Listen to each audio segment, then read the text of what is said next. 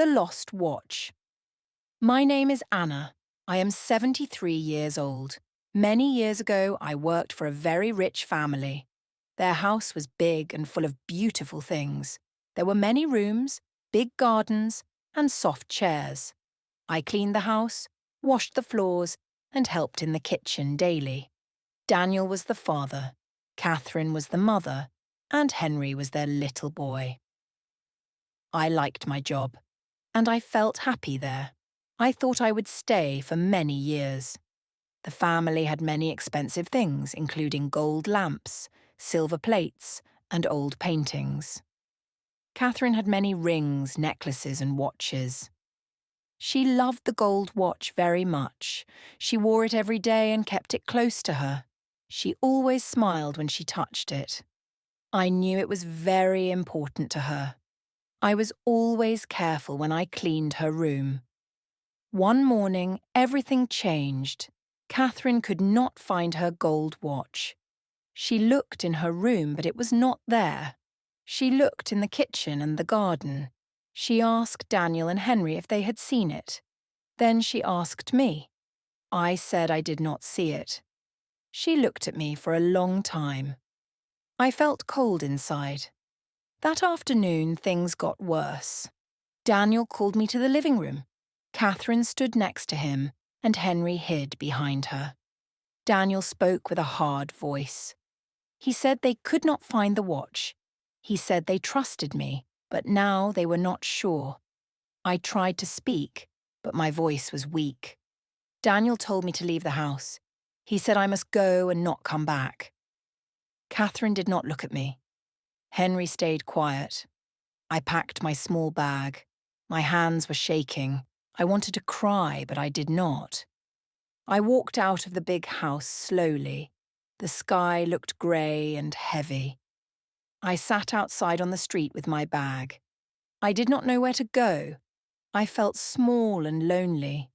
People passed by, but no one looked at me. I thought about the house, the garden, and little Henry. I thought about the happy days I had lost. My heart was very heavy that day. Sitting there, I wondered why they believed I took the watch. I was always kind and honest. I cleaned their house like it was my own. I loved working there, but now they thought I was a thief. It hurt more than I can say. I closed my eyes and wished the day would end. I stayed on the street long time, feeling cold and tired. The day was slow and the sun went down. I watched the lights come on in the windows of the houses. I thought about where I could sleep that night. I had no home and no family in the city. My bag was small and light. It only had a few clothes and some coins.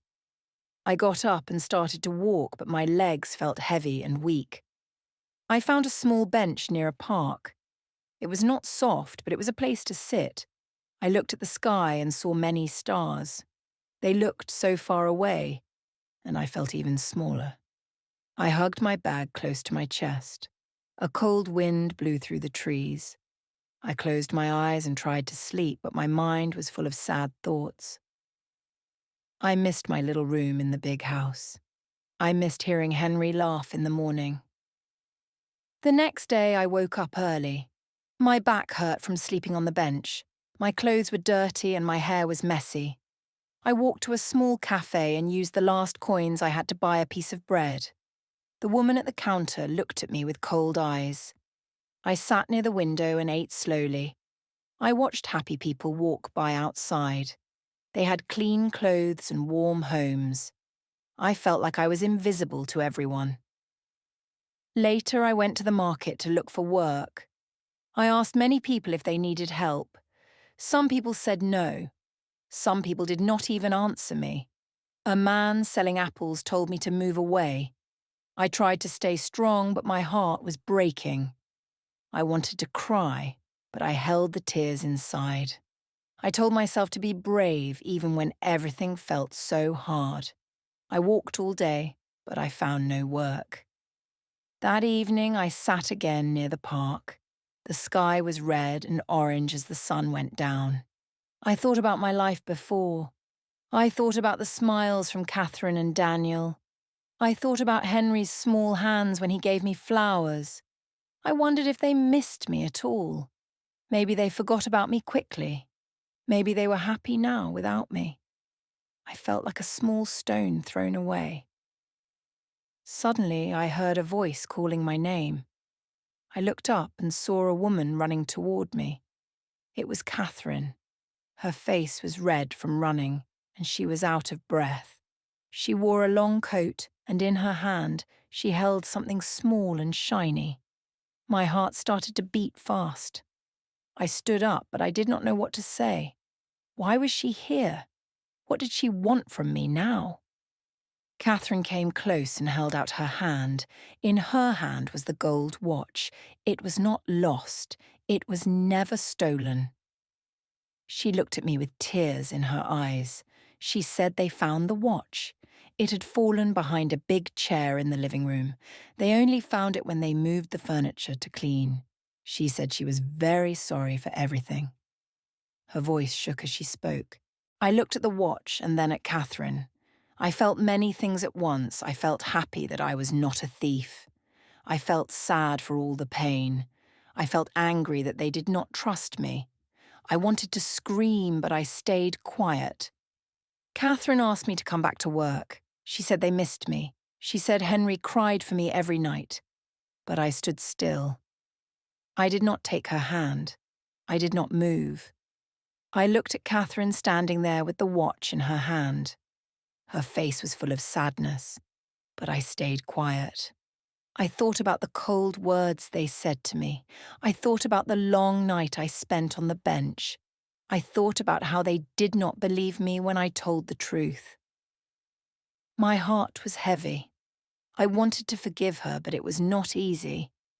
Some hurts stayed deep inside for a long time. Catherine spoke again. She said Daniel felt very bad too. She said Henry asked for me every morning. She told me they wanted me back at the house. She said I would have my room, my bed, and my work again. She promised they would never doubt me again. I listened to her words, but I stayed still. I was not sure if I could trust them again. Trust is easy to break and hard to fix. I looked at the big house far away. Its windows were bright with warm yellow light. I thought about the kitchen where I used to bake bread. I thought about the garden where Henry played. I thought about the room where I read my books at night. My heart pulled me back, but my mind told me to be careful. It is hard to go back to a place where your heart was broken.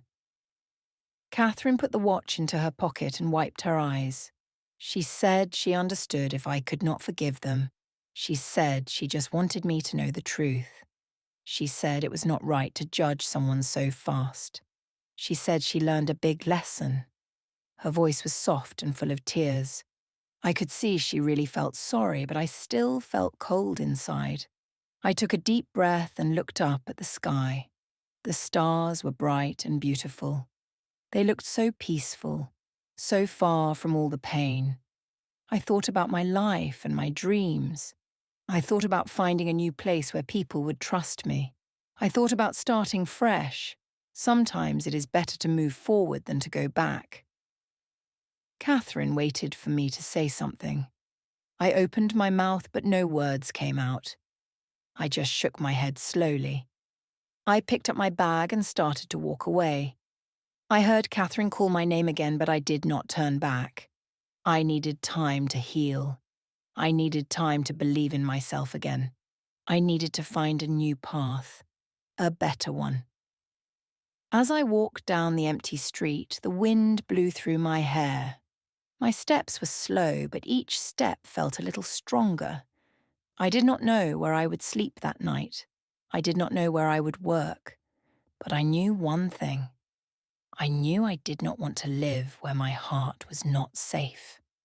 I wanted a new beginning. I passed a small shop with a bright window. Inside, a woman was putting bread into baskets. She looked kind and busy. I watched her for a moment. Maybe I could find work there. Maybe this was a sign. I took a deep breath and stepped toward the door. It was time to begin again. I opened the door to the small shop. A warm smell of fresh bread and cake filled the air. The woman behind the counter looked up and smiled at me. Her smile was kind and soft. I felt a little hope inside my chest. I walked slowly to the counter and said hello. My voice was small, but she listened carefully. I asked if she needed any help. I told her I could clean, carry baskets, and help with customers. The woman's name was Maria. She said she owned the bakery with her husband, Tom. She looked at my tired face and dirty clothes for a moment. She said nothing. I waited and hoped. Then she said I could help clean the bakery in the mornings. She said it would not be much money, but I could also have food and a place to sleep. I felt my eyes fill with tears, but I quickly looked down and said, "Thank you." Maria showed me a small room behind the bakery. It had a little bed, a table, and a window that looked out onto the street. It was not big or beautiful like my old room, but it was warm and safe. I put my bag on the floor and sat on the bed. I felt so tired, but also a little stronger. I had a place to stay now. I had a chance to start again. That night, I slept deeply for the first time in many days. The next morning, I woke up early. I washed my face and brushed my hair. I wanted to look clean and ready. I swept the floor, cleaned the tables, and washed the windows. Maria smiled when she saw my work. She said I was fast and careful. Her husband Tom also smiled and gave me a fresh piece of bread. I felt happy again. I felt useful. I was not a lost girl anymore. As the days passed, I learned more about the bakery. I learned how to arrange the bread, how to help customers, and how to pack cakes. I liked hearing the happy sounds of people talking and laughing. I liked the smell of fresh bread every morning. I liked feeling needed. Maria and Tom never spoke to me with cold voices. They trusted me, and I trusted them back. One evening after a long day of work, Maria sat with me. She asked me about my past. I told her a little about the rich family, the lost watch, and how they sent me away. She listened carefully and held my hand. She said that sometimes people make mistakes. She said that good people can be hurt by the mistakes of others. I felt my heart grow a little lighter when I heard her words. I started to smile more each day. I made new friends in the neighborhood. People came to the bakery not just for bread, but to say hello. They knew my name. They liked my smile. I was not invisible anymore. I was part of something small but kind. It was not a big house with gold lamps, but it was a place full of warm hearts. It was enough for me. One afternoon, as I cleaned the window, I saw Henry across the street. He held his mother's hand tightly. Catherine stood beside him looking at the bakery. For a moment our eyes met. I felt my heart jump. Henry waved a little hand at me. Catherine smiled sadly and nodded once. Then they walked away into the busy street, and I watched them go without a word. After seeing Henry and Catherine, I stood by the window for a long time. My heart was full of feelings I could not name. I thought about running after them. I thought about calling their names, but I stayed still. I knew I was not the same girl anymore. I had changed. My life had changed. Sometimes love is not enough when trust is broken. I wiped the window slowly and went back to my work. Maria noticed my quiet mood. She came and placed a warm loaf of bread in my hands. She did not ask me any questions. She just smiled and said, "You are safe here." Her words felt like a soft blanket around my heart. I smiled back and said, "Thank you."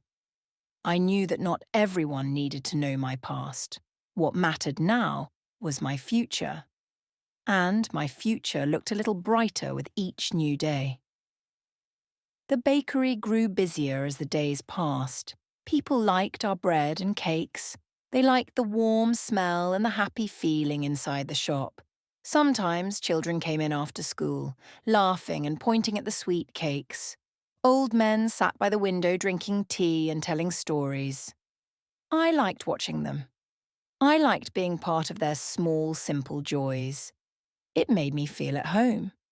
One evening, Tom came to me with a small envelope. Inside was my first week's pay. I held the money in my hand and felt proud. It was not much, but it was mine. I had earned it with my own work. I decided to save it carefully. I dreamed of one day renting my own little room, maybe even starting my own bakery. Dreams that once felt far away now felt a little closer. Sometimes at night, when the bakery was quiet, I sat by the window and looked at the stars. I thought about all the people who had come and gone in my life. I thought about the lessons I had learned: trust, kindness, patience, and strength. These things were more important than gold watches or big houses. These things stayed with you even when everything else was gone. One rainy morning, a little girl came into the shop with wet shoes and a sad face. She lost her coin and could not buy bread. I smiled and gave her a small bun for free. Her face lit up with joy and she said, "Thank you again and again." Maria saw everything and smiled at me. That day, I learned something important. Giving kindness is sometimes more powerful than getting rich. Spring came and flowers started to bloom. The streets were full of colour again. I loved walking to the market in the mornings. I loved hearing the birds sing. Life felt fresh and full of hope. Even though my heart still had some old scars, I felt strong. I had survived the pain. I had built a new life with my own hands. That made me proud every single day. One sunny afternoon, as I arranged flowers in the shop, I saw a letter on the table. It had my name on it, written in soft, careful letters. I opened it with shaking hands. It was from Catherine. She wrote about Henry. She wrote about missing me. She wrote about regret. She asked if one day I could visit. I sat down slowly, reading her words again and again. I held the letter in my hands for a long time. The words felt heavy and light at the same time. I could hear Catherine's voice in every line. I could see Henry's small hands reaching for mine. Part of me wanted to go back and see them again. Part of me was afraid to open old wounds. I folded the letter carefully and put it in my pocket. I needed time to think. That evening, Maria and I sat by the fire in the bakery. I told her about the letter. She listened without speaking. When I finished, she simply said, "Follow your heart." Her words stayed in my mind all night. I knew I could not stay stuck in the past. I had built a new life, but the old life was still a part of me. I had to find a way to make peace with it. The next morning, I packed a small bag. I wore my best dress and brushed my hair carefully. I told Maria and Tom that I would be gone for a day. They smiled and wished me luck. I walked through the busy streets with my head held high. My heart was beating fast, but my steps were steady. I was not the scared girl who ran away before. I was stronger now. When I reached the big house, I stood outside the gate for a long time. The garden was still green and full of flowers. The windows were clean and bright. It looked the same, but I knew I had changed. I rang the bell and waited. Catherine opened the door. Her face showed surprise, then hope. She stepped aside to let me in without saying a word. Henry ran to me with open arms. He hugged me tightly, and I felt tears fill my eyes. Catherine watched us with wet eyes too. She said she was sorry again and again. She said she had learned a lot. She said she never should have doubted me. I listened quietly. I could see that she meant every word. Forgiveness is not easy, but it is possible when hearts are open. We sat in the sunny kitchen and drank tea. Henry showed me his toys and told me about school. Catherine asked about my life in the bakery. I told them about Maria and Tom, about the bread, and about the kindness I found there. They listened with real smiles. It felt strange but good to sit there again. It felt like closing a long, painful story. When the sun began to set, I stood up to leave. Catherine asked if I wanted to stay for dinner, but I said no. I needed to return to my new home. I hugged Henry and kissed his small forehead. I shook Catherine's hand and smiled. I felt no anger, no sadness. I only felt peace. It was time to move forward with an open heart and a strong spirit. As I walked back to the bakery, the sky turned pink and gold. I thought about everything that had happened. I thought about the lost watch, the lost trust, and the lost home. But I also thought about what I had found: strength, kindness, and a new family. Sometimes losing something shows you what really matters. Sometimes losing is the first step to truly finding yourself. It's a good way to practice English every day. Don't forget to like this video and subscribe to the channel for more stories.